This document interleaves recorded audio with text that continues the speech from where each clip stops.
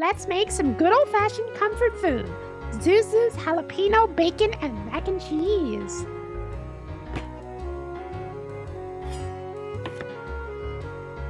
First off, we are going to cut up those jalapenos, but make sure that you remove all the seeds. You'll ruin the texture otherwise. Put away that blue box. We're going to make something a little bit fancier. These jalapenos aren't really there to give you the spice, but to give the sauce a little bit more flavor. You don't want it to be so one note. Saute for 1 or 2 minutes. Next, we're going to toast some breadcrumbs in the butter until nice and golden brown, and add a little bit of parmesano reggiano into the mixture. Macaroni and cheese was invented all the way back in the 13th century by the Italian chefs. But the more popularized American version happened when Thomas Jefferson brought it over after trying the dish in Italy.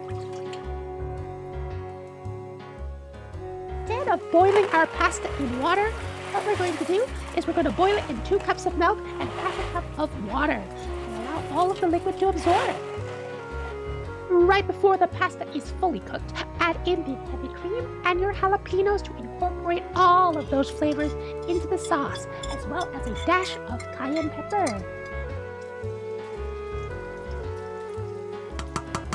Now add your cheese into the pasta, and yes, good old-fashioned American cheese.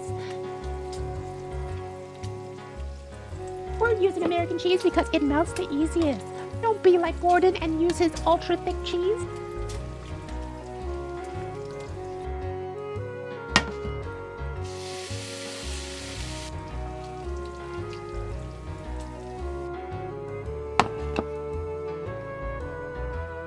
Add your breadcrumbs and bacon on top and enjoy!